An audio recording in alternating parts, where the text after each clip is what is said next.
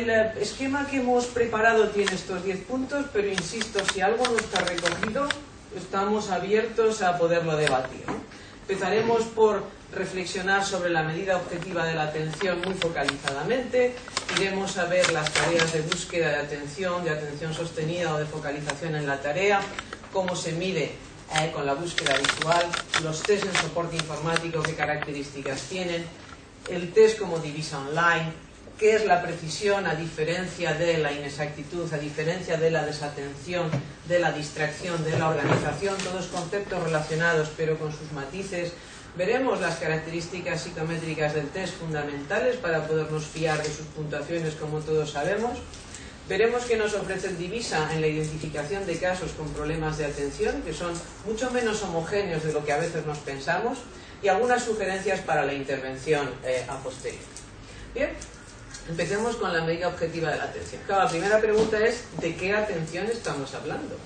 Porque cuando uno se pone a leer sobre atención, empiezan a proliferar los conceptos, muchas veces se utilizan como sinónimos términos que no lo son, y al final el profesional acaba hecho un lío, pero hecho un lío, ¿eh? Esto es algo muy de los básicos. Cada uno que hace una tarea define un concepto que es distinto del anterior. Claro, el psicólogo aplicado se vuelve loco. En términos de atención, pasan dos cosas a la vez.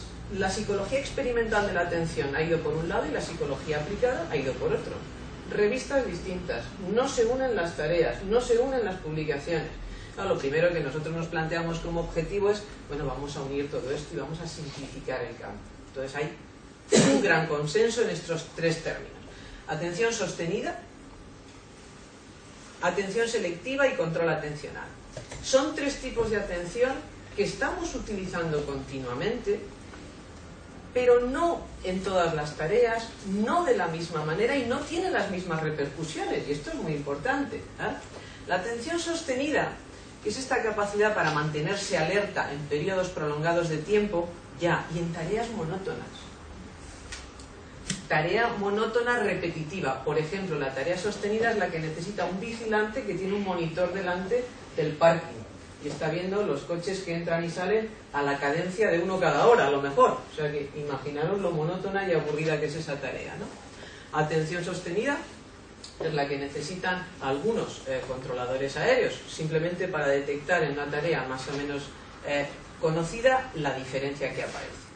La atención selectiva, sin embargo, refleja esa capacidad que tenemos para buscar, para seleccionar entre un conjunto muy amplio lo que nos interesa, lo que te interesa a tus objetivos conductuales.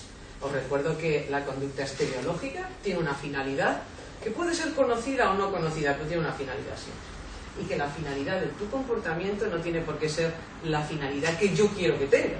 ¿De acuerdo? Y de esto reflexionaremos un poquito más después. Por lo tanto, cuando se habla de atención selectiva, lo habitual es que se hable de estímulos relevantes e estímulos irrelevantes. ¿Relevantes para quién? Para el que está haciendo la tarea. No lo olvidemos, que no tiene por qué ser el maestro. Relevante para el que hace la tarea.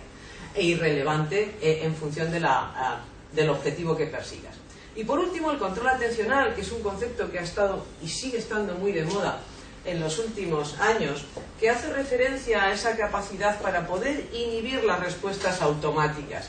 Las respuestas irreflexivas, que de tantas veces se han producido, se activan automáticamente. Tareas como las de los CPTs, los test de ejecución continua, están midiendo este control atencional o están midiendo la atención sostenida, pero no miden la atención selectiva. El control atencional y la atención sostenida tienen una gran relación, como os voy a mostrar ahora. Pues entonces, estos tres conceptos de atención están correlacionados, claro está, pero no 100%, no es uno. Las tareas de atención sostenida suelen tener 100 ensayos. Esos 100 ensayos llevan como poco de 8 a 9 minutos. Monótonas son, no te puedes imaginar. ¿Sí? Yo que he tenido que rellenar muchas por necesidad para conocerlos, bueno, mi tasa de error a partir del tercer minuto, es decir, del 51º ensayo sube y yo tengo tasas de error del 17%. Que eso es intolerable en un niño. La tasa de error en una tarea de atención sostenida para que le diagnostiquen un TDA no es más allá del 5%, como tenga más de un 5% ya hay un diagnóstico de falta de atención, ¿eh? Y es aburrida, pero vamos, más que contar ovejas por la noche, ¿eh? Pero aburrida, aburrida, aburrida. Claro, tiene que adecuarse un poco a las tareas que le estamos pidiendo y en las que decimos que no atiende, sea en casa o sea en la escuela, a la ritmicidad que tengan, como decía Pepe, esas tareas, ¿no? Entonces, bueno, son periodos cortos, no son tan largos como en el adulto. Bien, este es el único trabajo que hay hecho en niños, donde se han utilizado 6 test, como veis, que miden los 3 conceptos claves y que muestra las relaciones entre ellos. La atención selectiva es esa búsqueda del estímulo relevante entre muchos irrelevantes. Como veis, tiene una alta correlación con el control atencional, claro está. Yo tengo que inhibir la respuesta automática, porque si no, el primero que parezca un poquito le voy a marcar, cuando luego me doy cuenta de que no, que era igual en las alas, pero no era igual el morro, ¿eh? Si fueran aviones o fueran naves, como es este caso, ¿no? Con respecto a la atención sostenida, la correlación, sin embargo, como veis, es 0.40, es más baja. Y esto es muy importante, porque cuando utilizamos un tipo de herramienta para diagnosticar, tenemos que saber cómo correlaciona con las demás y qué parte estoy apresando con ese test y qué parte no. Y mi diagnóstico está basado en un tipo de tarea o no. La mayor parte de los diagnósticos de trastorno de atención se hacen con tareas de atención sostenida cuando se usan tareas objetivas. Si no es que se usan cuestionarios. Cuestionarios que rellenan padres y maestros que tienen toda mi admiración, pero que son personal implicado en las molestias del niño, con lo cual, lógicamente van a decir que es una pesadilla el crío, normal, porque no hay quien le aguante, con lo cual hay una parte importante de ese sobrediagnóstico que se debe, bueno, pues a esa evaluación subjetiva con cuestionarios, y con atención sostenida, que insisto, son tareas muy monótonas. Bien, una vez que hemos aclarado esto, vamos a ver si las tareas de búsqueda visual, cómo son, qué repercusión tienen en la vida cotidiana. Las tareas de búsqueda visual ¿son relevantes? Bueno, las tareas de búsqueda visual, y esto dicho por los expertos, son las que más se aproximan a cómo utilizamos la atención en la vida cotidiana. Y esto es lo que dice alguien tan relevante como Wolf. Es un investigador de la percepción y atención. Su manual es conocido internacionalmente. Y que ahora dice, bueno, en la vida cotidiana, sea que estás buscando el lápiz verde entre un montón de lápices, por adecuar los ejemplos a los niños, sea que estás buscando el coche en el parking. ¿Cuántas veces tenemos colegas que pierden el coche en el parking? Todo el código de colores que se ha hecho en parkings, hospitales, etcétera, viene por las dificultades en la búsqueda selectiva. Ya no os cuento en los supermercados cómo te cambian esta moda de que pases por todos los pasillos y te cambian los productos de sitio, ¿verdad? Y otra vez a buscar a ver dónde está, otra vez a poner en marcha la atención selectiva. Bueno, pues esto que resolvemos con una cierta eficacia en nuestro entorno cultural, basta con que te cambien las claves para que tengas una tasa de fracaso importante. Los purés de patata en España se venden en caja. Y en cajas que son rojas y amarillas en general, ¿verdad? Yo viví en Estados Unidos un tiempo y me mandaban a la compra. Y uno de los días tenía que comprar los mashed potatoes. Pues yo me voy a buscar donde las sopas, cajas rojas y amarillas. Pasillo para arriba, pasillo para abajo, y que aquello no aparecía. Pues me tocó recorrerme todos los pasillos de arriba abajo, claro.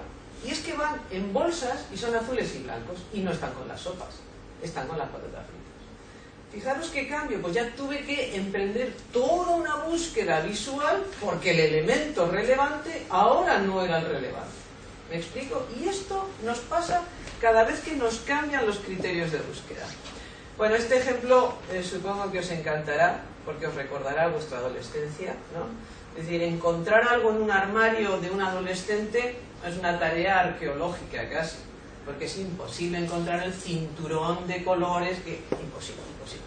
Estas son millones de tareas como estas. ¿Quién no ha jugado a Busca a Wally? ¿Dónde está Wally? Pues Wally está ahí. Es dificilísimo encontrarlo. ¿Por qué? Porque todos los estímulos distractores tienen algo en común con Wally. Y esto es lo que os voy a explicar ahora. Y esta es la vida cotidiana. Esta es la vida cotidiana, el aeropuerto. la capacidad de agudeza que tienen los que buscan lo que llevas en las maletas para detectar cosas diminutas que tú habías olvidado. Y bueno, lo que sí quiero es que tenga una capacidad extraordinaria para agudizar su búsqueda el radiólogo, el que interpreta las radiografías, ¿verdad?, las ecografías, porque de eso puede depender mi vida, que encuentre el elemento claramente irrelevante. Como veis, la búsqueda visual, por lo tanto, está presente en nuestra vida cotidiana, adultos o niños. El niño desde por la mañana tiene que encontrar lo que necesita para la tarea. Estos niños con problemas de atención a veces parece que están como perdidos en el tiempo, ¿verdad? Y nunca saben si es martes, si toca gimnasia y me tengo que llevar o no me tengo que llevar la bolsa. Ese perdido en el tiempo hace que su búsqueda atencional sea todavía más compleja. ¿Qué hace entonces fácil o difícil a una tarea de búsqueda? Esto está organizado por columnas y por filas. Esta primera columna, esto se llama búsqueda de características sencilla. Yo tengo que encontrar esta regleta roja. Claro, como veis, aquí es relativamente fácil porque la característica más llamativa del objeto diana es diferente de la de los distractores, de los estímulos irrelevantes, ¿verdad? Aquí es un poco más difícil, porque es verdad que están en horizontal los distractores y no en vertical, pero están en rojo, con lo cual ya no salta tanto a la vista como aquí, que hay un efecto salta a la vista donde está, ¿verdad? Y aquí vuelve a ser más fácil porque cambia el color. Su característica más llamativa, perceptiva, cambia el color. Pero cuantos más elementos distractores voy metiendo, más me cuesta encontrarlo. En esta segunda columna, que son tareas de conjunción que se llaman, estas son las tareas como las de la vida cotidiana. De nuevo tengo que encontrar esa regleta. Y ya no es tan fácil como en la primera. Aquí porque comparte características de orientación y características de color con otros distractores, con lo cual tengo que agudizar más. Aquí igual, porque fijaros dónde está, y os habrá costado más encontrarla, y en este último está aquí, y todavía aumento más el número de distractores.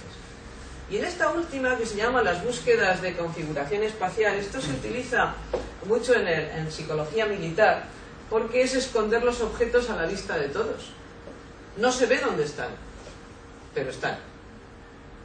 Y están porque comparten la configuración espacial, de tal manera que si encima hay muchos, encontrar, fijaros que es una T y puede estar en cualquiera de las posiciones, pues encontrarla lleva más tiempo, lleva más de 3 veces más que encontrarla en una configuración simple. ¿Sí?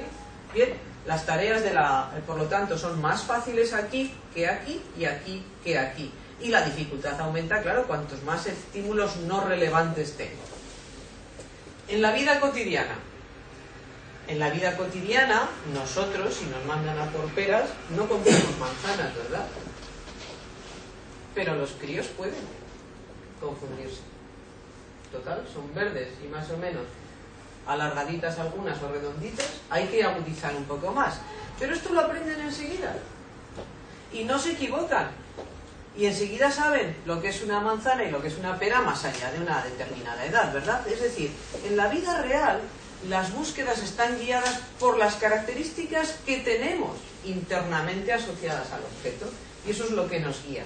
Pues eso es lo que tenemos que conseguir en la evaluación, que sean las características asociadas al objeto las que nos guíen.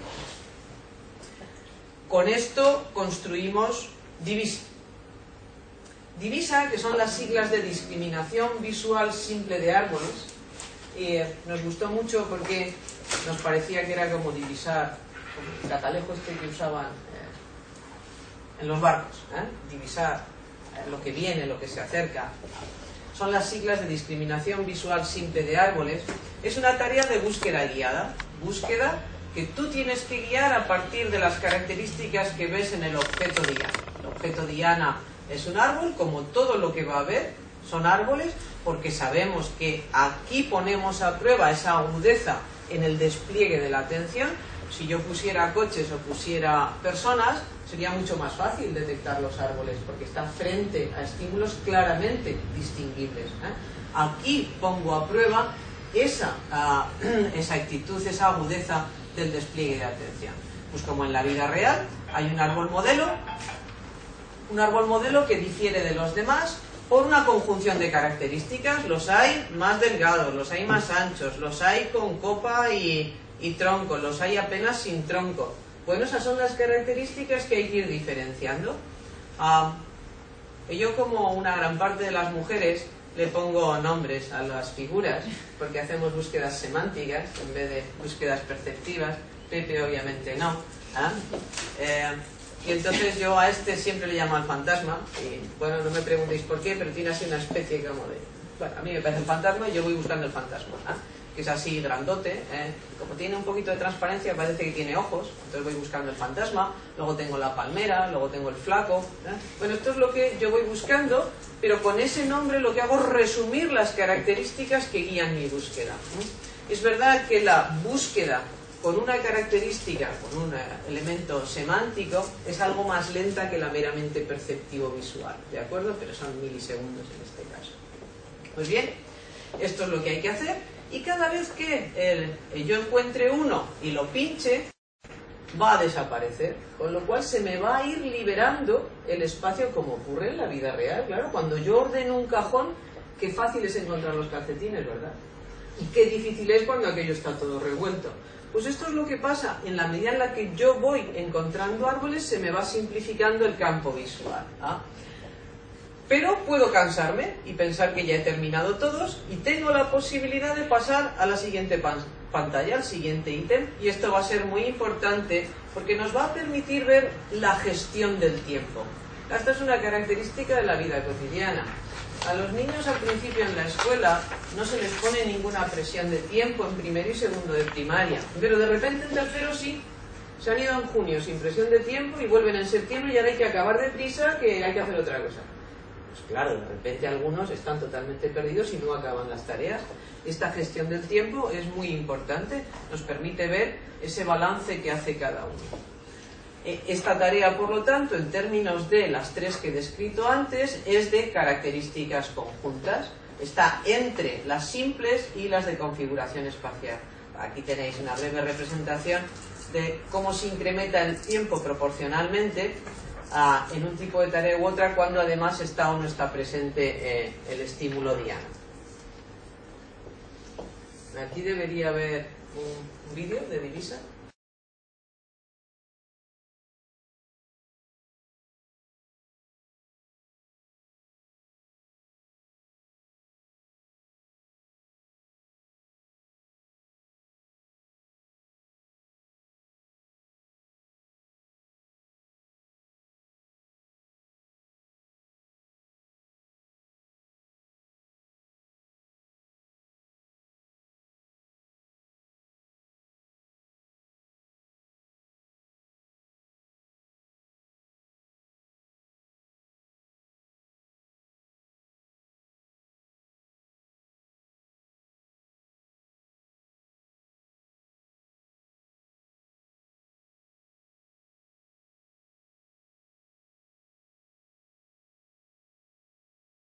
Bien, entonces, como habéis visto, el niño tiene que pulsar sobre los árboles que son idénticos al modelo, y cuando lo pulsa desaparece, lo cual va produciendo sensación de más espacio, de entorno limpio. El test tiene 8 pantallas, pero solo computan las 7 últimas. La primera realmente es de práctica, y no entra su ejecución en las puntuaciones. Computan de la segunda a la octava. Con lo que, además de las instrucciones, la primera pantalla aún se va a considerar de práctica también, ¿de acuerdo? Y el niño puede pasar al siguiente ítem cuando quiera, lo cual también es un elemento muy relevante para ver cómo gestiona ese balance de tiempo perseverante. ¿Qué da Divisa? Divisa da 5 puntuaciones en su versión comercializada. En primer lugar, un índice global de atención. ¿Esto qué quiere decir? Este índice global de atención lo que refleja es, en relación a los niños de su edad, porque en psicología siempre medimos en relación a otros, yo no sé lo que significa nada en sí mismo si no es en comparación con cómo lo hacen los demás, cómo despliega esa atención y cuán eficiente es. Y por lo tanto se calcula como la resta de aciertos menos los errores de comisión partido por el tiempo que emplea. Y ese es un índice de eficacia tradicional, en cualquier tarea. ¿Cuántos aciertos, cuántos errores en cuánto tiempo? Un índice de eficacia. Ahora, este índice puede ser alto si tienes muchos aciertos y no tienes errores con el mismo tiempo, o si teniendo algún error has tardado menos tiempo que tus iguales, porque se puede llegar a la misma puntuación por caminos distintos. Por eso Divisa después te da el número de errores de comisión y el número de errores de omisión, que son dos errores distintos. Los errores de comisión, como todos sabéis, reflejan inexactitud, pero en este caso fundamentalmente imprecisión. Claro, equivocarse entre un árbol ancho y uno estrecho no es una cuestión de atención, es una cuestión de agudeza visual o de discapacidad intelectual, ¿de acuerdo? Y esto no es lo que mide Divisa, ¿no? Entonces, la mayor parte de los errores de comisión, puede haber uno que sea un árbol distinto tachado, pero son de imprecisión, que ha pulsado fuera, que se ha precipitado al pulsar, ¿no? Y los errores de omisión es el número de árboles iguales al modelo que no ha tachado. Pues porque les entran las prisas a estos niños. Estos quieren acabar cuanto antes, y obtener el qué bien lo has hecho cuanto antes, buscando el reconocimiento, ¿no? Ese es un número de árboles no tachados. Y por primera vez en una tarea, en un test de atención, aparecen dos índices que no tienen ningún otro test, de los que de verdad estamos satisfechos, pero queremos enseñároslos para que, bueno, nos digáis si aún se pueden mejorar, que es el índice de organización en la tarea y el índice de distracción-precipitación. Y me voy a detener en cada uno de ellos. Como preguntaba antes este compañero vuestro, la búsqueda visual puede ser sistemática, ordenada, o puede ser muy asistemática y muy desordenada. Cuando yo tengo un tiempo limitado, ser sistemático es mucho más eficiente que no serlo. ¿Por qué pierdo información si no soy sistemático?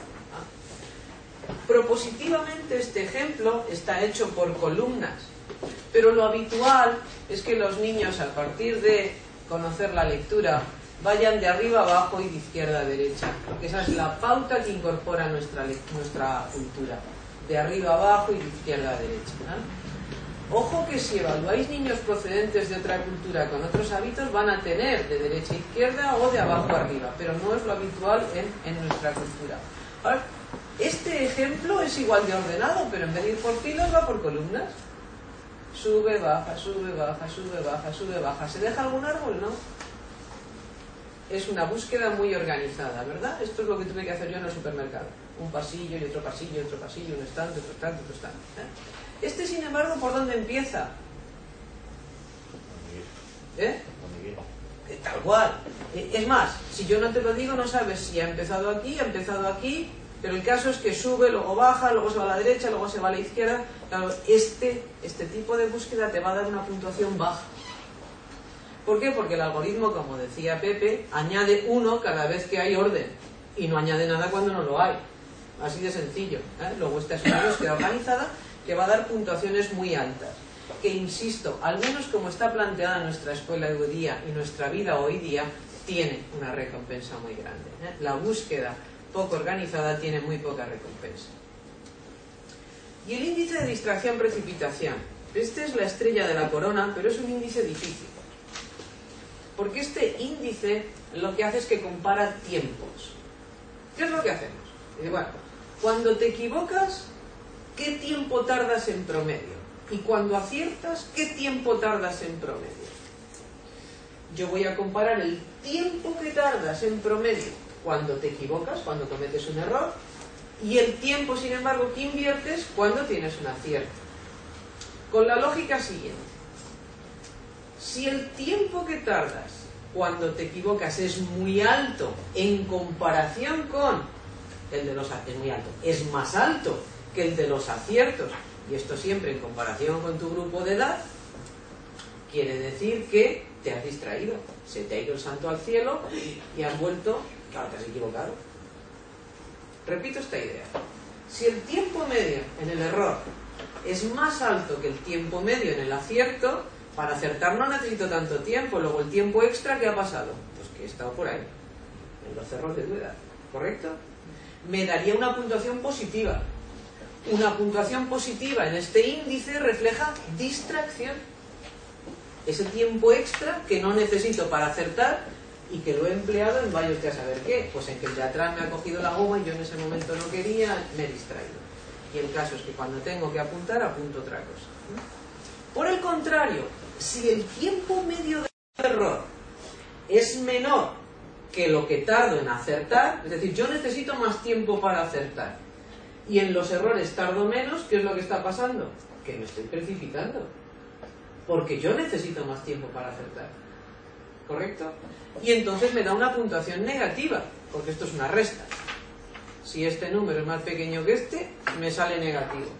Las puntuaciones negativas reflejan que yo he tardado muy poco en responder cuando me equivoco. Claro, porque me he precipitado. No he contemplado toda la información. Me sale una puntuación negativa y eso refleja precipitación. Por lo tanto, en este índice, las puntuaciones más bajas son puntuaciones negativas. Y esas puntuaciones negativas son las que reciben los percentiles más bajos. Un percentil más bajo viene de una puntuación negativa. Y una puntuación negativa, como acabamos de ver, es aquella en la que el tiempo del error es menor que el tiempo del acierto. Yo necesito más para acertar. Cuando invierto menos tiempo me equivoco, porque me estoy precipitando. Y es que esto es así, cada uno tiene anatómicamente unos límites en términos de velocidad. Niños, mayores, medianos, todos. Por eso es una comparación, como decía Pepe, intraindividuo, tu tiempo de error y tu tiempo de acierto, y ahora con el grupo. Lo que se compara con el grupo es la diferencia entre ambos, no la magnitud de los tiempos. Hay niños más rápidos y hay niños menos rápidos. Lo que se compara es esa diferencia, ¿de acuerdo? Y hay quien tiene prácticamente el mismo tiempo para el error que para el acierto, ¿de acuerdo? Los niños de desarrollo típico siempre tienen más tiempos para el error que para el acierto. ¿Por qué se distraen? El error es fruto de la distracción en el niño de desarrollo típico. En el niño con problemas de atención lo que aparece, y lo vais a ver ahora en unos porcentajes impresionantes, es la precipitación. Y este es el quinto índice de los 5 que ofrece Divisa. Bien, pues ahora lo esencial. Pero estas puntuaciones están muy bien, pero estas puntuaciones son fiables y válidas. Esto es lo esencial de un test. Hemos estudiado lógicamente la fiabilidad y hemos estudiado la validez. La fiabilidad la tenéis publicada en el manual, como tenéis algunos aspectos de la validez de criterio, pero os voy a dar más datos. En la fiabilidad, como veis, la puntuación más baja que obtenemos es .77, esto es un .8 redondeando, y .95. .77 es para los errores de omisión. Y esto es muy interesante, porque quiere decir que son los menos estables, claro. Cuánto me dejo fuera está en un rango amplio. El patrón consistente es el error de comisión, no el de omisión. Voy a repetir esta idea porque es esencial. Claro, que yo sea impreciso, eso es muy consistente. Ahora, que yo me deje algo fuera depende de la sobrecarga que yo tenga ese día. Yo he llegado a cometer errores, como vosotros supongo, graves de dejarme mi casa abierta. ¿Por qué? Porque voy pensando en 18 millones de cosas y al final no he hecho la llave. Por eso, este .77, que aún así muchos test lo quisieran, ¿verdad? Que un .77 en fiabilidad, pero bueno, las otras dos son .86 y .95, que son índices de fiabilidad muy buenos. Vamos con la validez convergente. Hay dos colegas, que son Elena Capote y José Lozano, José Héctor Lozano, que han hecho un trabajo muy interesante usando Divisa, porque lo que hicieron fue administrar las otras tareas habituales, el D2, el test de caras de Thurston, con lo que les ha permitido analizar la correlación entre los índices de ambas tareas. Esta es la correlación que hay entre el Divisa, el índice global de atención de Divisa, y el número total de respuestas en el D2.6. Con el índice de concentración, que es un índice de aciertos menos errores. No pueden poner tiempo porque no miden tiempo, pero es aciertos menos errores, .60. Con el test de caras de Thurston, aciertos, .60. Con el D2 con el caras aciertos, .63. Claro, estos dos test, que son test de tachado lineal les llamo yo, porque están en filas ordenados los ítems. ¿La vida está en filas? No, la vida está... y la tienes tú que ordenar. Y a mí ese me parece otro aspecto importante evaluar.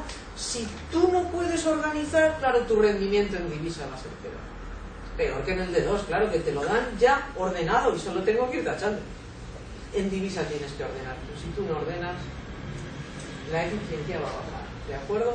Entonces fijaros que estas dos pruebas, que son dos pruebas de tachado lineal, punto 63, el mismo margen que tiene con divisa, con lo cual razonablemente podemos decir que convergen. Convergen lo que de razonable es un punto 6, más que muchas pruebas de aptitud, ¿eh? Cuando miráis a la validez convergente del DAT, del PMA, que son clásicos, os encontraréis algunos coeficientes de correlación por debajo del punto 6. Y son pruebas de aptitudes, ¿eh? Ya nos cuento si vamos a otras áreas, ¿no? Con lo cual un punto 63 es bastante razonable, pero es verdad que habría, en la medida de lo posible, que mejorarlo, claro está. Porque esto al final es en torno a un 40% de varianza compartida. Nos queda todavía ahí un porcentaje por intentar mejorar. Pero lo más interesante es la validez de criterio. La validez de criterio es en qué medida el test me permite diferenciar claramente a los niños de desarrollo típico de los niños que no tienen desarrollo típico. Y como sabéis, se utilizan dos criterios, lo sensible, que es la prueba, y lo específica, que es la prueba. Esta sensibilidad, he puesto un intervalo porque la hemos analizado por edades en nuestro último trabajo. Hemos ido analizando si el test es igual de bueno en el rango de edad, a los 6, 7, a los 8, a los 9, a los 10 o a los 11, 12. El test tiene la máxima sensibilidad a los 9 años, pero sin embargo tiene la menor especificidad. Eso significa que a los 9 años hay una mayor probabilidad de identificar como problema de atención lo que no lo es. Pero en todo caso es solo a los 9 años, y estamos en torno al 20%, es decir, 2 de cada 10, no más. De resto, sensible, como veis, es 9 de cada 10, y específico, excepto a los 9 años, estamos en 9 de cada 10. Solo hay uno que podría ser un falso positivo. Bien, si tenéis alguna pregunta de la cuestión más técnica, ¿no? Pues vamos a ver qué nos ofrece Divisa en la identificación de casos que tienen problemas de atención. La pregunta a resolver bajo nuestro punto de vista es, bien, el niño, el maestro, los padres me dicen que el niño no atiende, que no se entera, que está en las nubes, que les dices 14 veces las cosas y parece sordo. ¿A qué aspecto de la atención se debe ese problema que está teniendo en el rendimiento, en las tareas, en el colegio e incluso en casa? ¿Es que no atiende? ¿Es que se distrae? ¿Es que se va por los cerros de Úbeda? Pues vamos a intentar resolverlo. Esta es una salida típica que conocéis todos. Este es el perfil de Divisa. Aparecen las 5 puntuaciones: el índice global de atención, los errores de comisión, los errores de omisión, la organización y separado el índice de distracción-precipitación. Aparece la puntuación directa, que claro, no dice nada a nadie. Ahora quizá este signo negativo le podéis entender ya. Y el percentil que nos compara al niño con su grupo. En este ejemplo, que es un niño de 9 años, el índice global de atención, como veis, refleja una eficacia muy baja. Es muy poco eficiente buscando los árboles en el conjunto de los árboles en comparación con los niños de su edad. De hecho, el 95% de los niños lo hace mejor que él, porque está en el percentil 5, luego el 95% lo hace mejor que él. En términos de errores de comisión, tiene muchísimos errores de comisión. De hecho, solo hay un 2% que tenga más que él. Prácticamente uno de los protocolos con más errores de comisión. Claro, tiene 30 errores de comisión.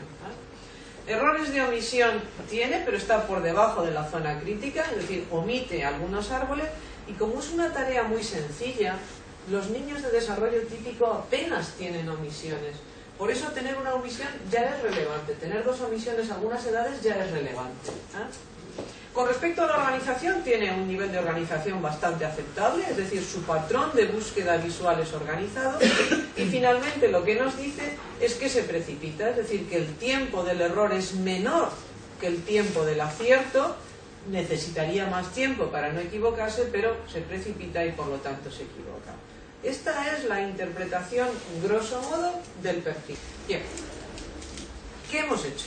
Lo que hemos hecho, como veis, es evaluar a un gran grupo de escolares de desarrollo típico del rango de edades que cubre la prueba. En total 1442, 800 chicos, 642 chicas, un poquito menos. Estos niños realizaron el Divisa dentro de su agenda escolar, en el propio colegio, en el aula de informática, en grupos pequeños, en grupos que no tenían más de 20 alumnos y con 3 psicólogos presentes. Porque es muy importante mantener el clima de trabajo. Sabéis que si no hay un efecto de contaminación de unos a otros, ¿no? Uno dice una gracia en voz alta y ya lo hemos liado, ¿ah? Y aquí lo que tenemos son 1178 casos clínicos de los 5 grupos de edad equivalentes, más chicos que chicas, porque hay más demanda de problemas de atención en chicos que se han recogido a través de la plataforma online y que han sido analizados a ciegas. Yo lo único que sé es la edad, punto final, y el sexo, punto final, y las puntuaciones, ¿de acuerdo? En este caso, claro, se ha hecho individualmente, cada niño ha completado la prueba individualmente. Esta primera información que quiero daros es muy valiosa porque el tamaño tan grande de las muestras lo que nos ha permitido es comparar los patrones de desarrollo en cada una de las 5 puntuaciones de los niños de desarrollo típico, escolares, y de los casos clínicos. Este es el índice global de atención. Fijaros que los patrones son paralelos, no tienen un desarrollo distinto. Lo que tienen es una demora que tenemos estimada en 3 años con respecto al rendimiento de sus iguales.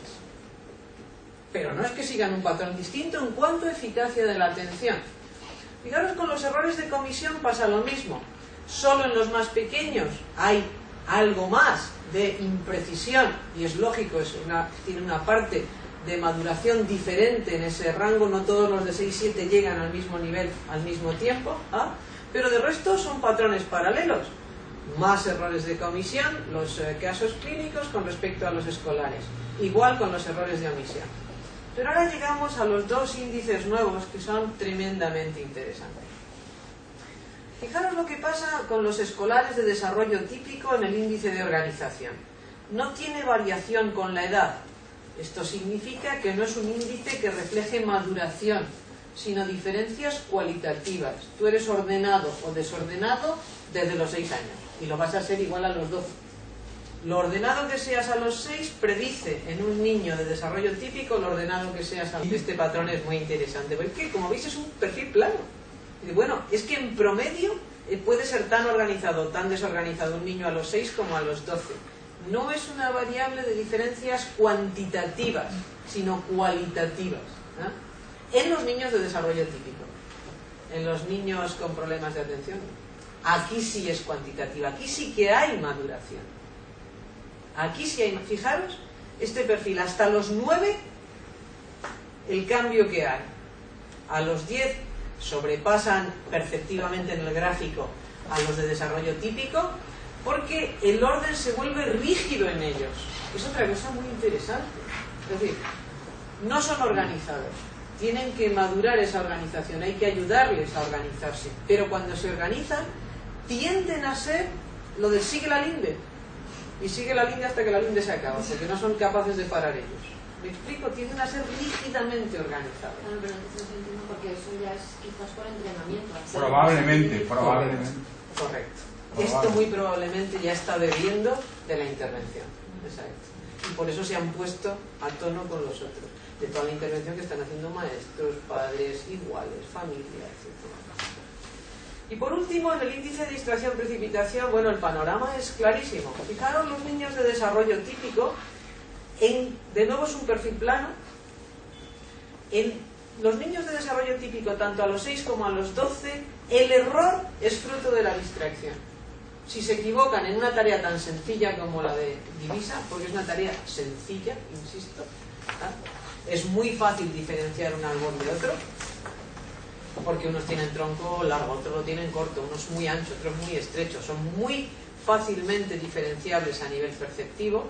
Cuando se equivocan es por distracción, se han distraído.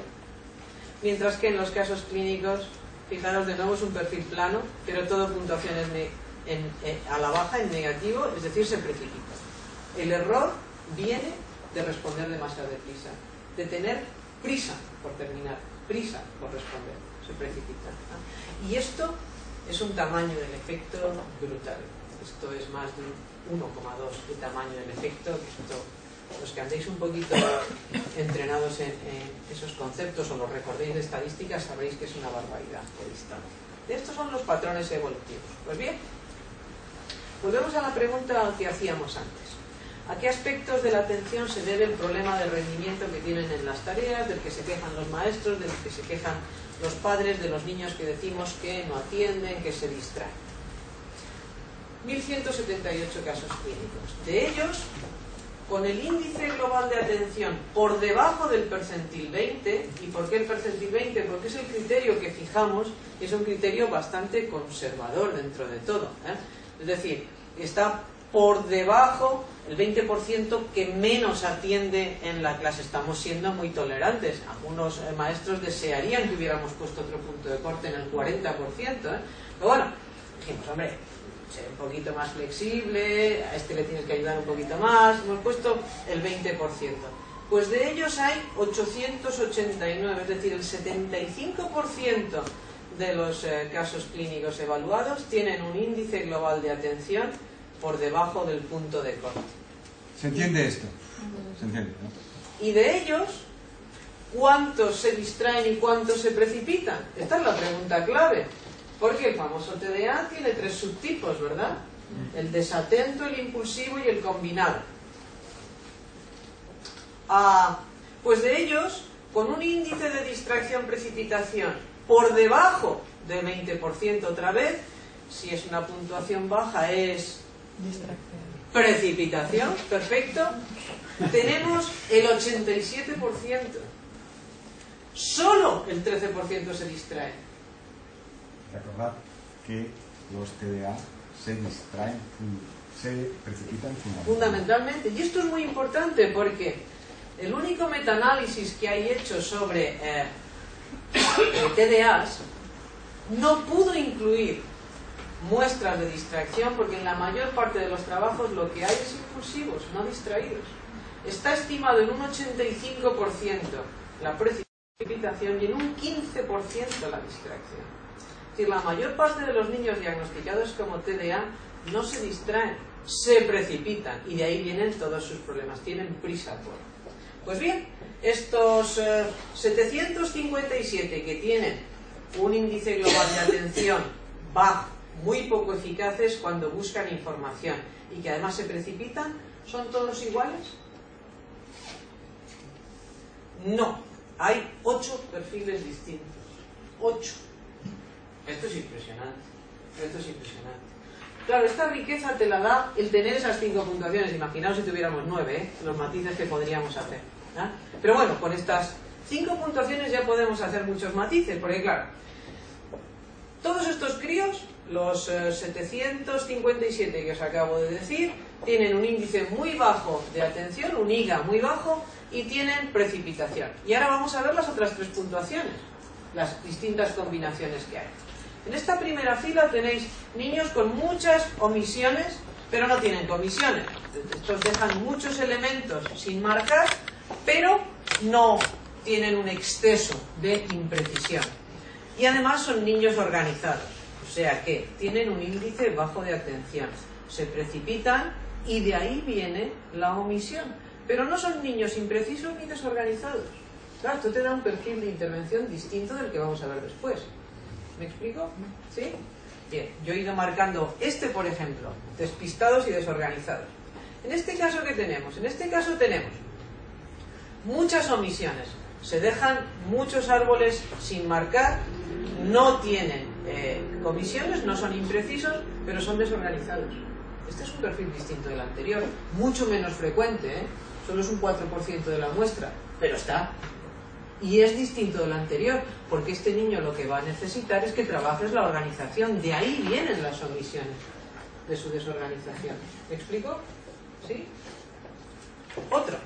Estos son imprecisos, porque no tienen muchas omisiones, están por debajo del punto de corte, y sin embargo sí tienen muchas comisiones, muy imprecisos. Y son niños además desorganizados. Imprecisos y desorganizados. Claro, este es un perfil distinto de este. Este es desatento, despistado. Este no es desatento, este es impreciso, que es muy diferente. Y por último había marcado este, que también es uno de los menos frecuentes, pero porque es muy interesante, porque no tiene omisiones y no tiene comisiones, es decir, él quiere terminar toda la tarea, intenta hacerlo bien y no es impreciso, pero lo que es desorganizado.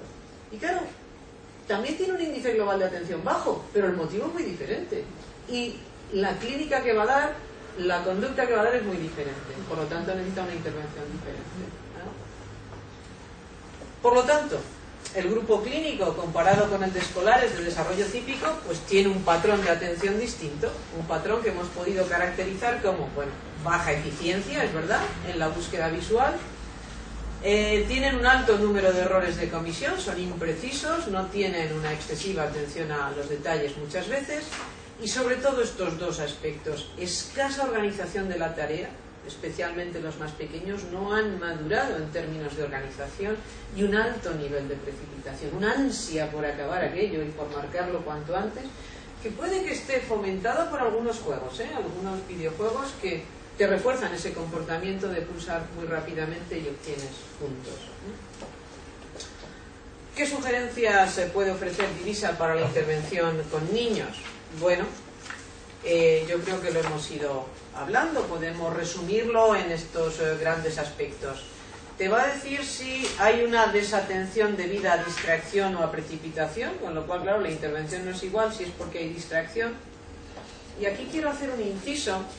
El test no lo permite, pero en el futuro lo permitirá, diferenciar entre distracción externa e interna, que no es lo mismo. Una cosa es que yo me distraiga porque el de atrás me coge la regla, y otra cosa es que yo me ensimisme. El niño que se ensimisma, que está ensimismado, que está en los cerros de Úbeda, está distraído, pero no es igual que el que se distrae con la regla. ¿Me explico? Al que se distrae con la regla, la distracción externa es la que trabaja en la mayor parte de los programas de intervención. Sin embargo, la distracción interna es un niño que molesta poco, que está a su rollo, suele pasar desapercibido y es el más difícil de centrar en la tarea, porque es el que hay que rescatarle de esos pensamientos que andan por las nubes, ¿de acuerdo? Esto en este momento Divisa no lo diferencia, pero insisto, tiempo al tiempo. Y realmente mi intención solo era deciros que incluso este concepto, que podría parecer unívoco, no lo es. Que distracción hay al menos de dos grandes tipos, que sean los elementos de afuera, no hay nada como yo misma para distraerme. Es decir, nuestro propio cerebro es suficiente para distraernos con la cantidad de información que nos puede volcar en todos los momentos. Un exceso de fantasía, un exceso de estimulación, de excitación puede llevar a una gran distracción interna. ¿De acuerdo? Bien, después hemos visto que te permite identificar la precipitación, o lo que en términos diagnósticos en el DSM-5 se llama impulsividad. La intervención es distinta, claro, si hay distracción o hay precipitación. Y esto, la planificación y la organización, que no está contemplada dentro de los... en alguna medida sí está contemplada, porque en los criterios DSM-4 y DSM-5 pone algo así como bueno, no sabe muy bien lo que toca cada día, está como perdido en el tiempo, no sé cómo lo expresa claramente, pero se refiere a esto, a que su vida es un poco de, bueno, ahora toca esto, pero sin planificación, sin orden interno, como sin un metrónomo interno, sin un reloj interno, como que me guíen los demás. Y eso, muy probablemente, en muchos casos, como hemos visto, es la causa de la baja eficiencia o eficacia en la atención. Nuestras conclusiones con respecto a Divisa, bueno, pues son porque un poco la repetición de lo mismo. La Divisa nos permite, y esto es muy importante para mí que soy profesora de diferencias individuales, valorar la diversidad de caminos. Los niños con dificultades de atención no son gemelos monocigóticos. Hay unas diferencias entre ellos abismales muchas veces. Aunque el comportamiento parezca que es el mismo, los motivos por los que llegan son muy diferentes. Y ese era nuestro objetivo, identificar esa diversidad de caminos que llevan a un déficit de atención y poder personalizar la intervención. Es un grupo, como os acabamos de mostrar, muy heterogéneo. Divisa, bueno, es una tarea de búsqueda guiada, como en la vida real, Es un árbol sencillo, modelo, que difiere de los demás por una conjunción de características, como ocurre cuando buscas unos calcetines en el armario, cuando buscas un color dentro de una caja de colores o un coche dentro de una caja de coches. Y además permite valorar esa gestión del tiempo, ese balance de dedico más tiempo o, bueno, sacrifico este error y voy al siguiente porque gano tiempo. Nos hemos centrado en la diferenciación entre distracción y precipitación, porque claro, para nosotros es crucial, es muy importante diferenciar estas dos cosas. Y en nuestra opinión, por lo que vemos en los trabajos y lo que hemos presentado en los congresos, ha recibido un apoyo muy grande. Se le está llamando distracción a aspectos que no necesariamente son distracción. Aquilatando, precisando, llamándole precipitación, yo creo que ganamos todos a la hora de intervenir con los críos. Y la organización, como os he mostrado, es un aspecto clave a evaluar, de tal manera que desde ahí, con esa intervención tan sencilla, que es algo que están haciendo continuamente los maestros y no se lo valoramos suficientemente, se pueden resolver algunos de los problemas de atención. En resumen, el test mide bien, las propiedades psicométricas son muy aceptables, las diferencias entre los diferentes formatos de ratones no generan diferencias de medida. Si el niño no puede manejar un ratón, hay que entrenarle primero, claramente. Dedícale más tiempo. Si quieres utilizar esta prueba, si no, tendrás que usar otras, es verdad. Cuanto más despacio se vaya haciendo la tarea en los aciertos, más fácil es que mis errores se deban a la precipitación. Claro. Si yo voy muy despacito, extremando el control, que es muy típico de estos niños también, que en el lápiz se nota porque aprietan mucho, habréis visto este hipercontrol que hacen, ¿no? Y cuando se relajan y se equivocan, es cuando se precipitan, y ahí viene el error. Cuanto más despacio marque los árboles correctos, más fácil es que el test me indique que el error viene de la precipitación, independientemente de la magnitud de los tiempos, ¿no? Y bueno, creemos haberos mostrado que es una forma de evaluar muy novedosa, que lo que permite es que el comportamiento del niño hable por sí mismo, no como le ven los otros, sino lo que es capaz de hacer frente al ordenador. Se puede repetir cuantas veces queráis, justamente con el mismo crío, para ver los cambios que ha generado la intervención, los que no, los días que está sobrecargado, cuánto pesa el error, ¿no? Y bueno, nos han hecho unas cuantas preguntas, algunas han salido ya aquí. Nos han hecho preguntas como: ¿es posible que el mismo niño obtenga un percentil 95 en el D2 y un percentil 5 en divisa? Sí, claro que es posible. Pues ha sido un placer, muchas gracias por venir.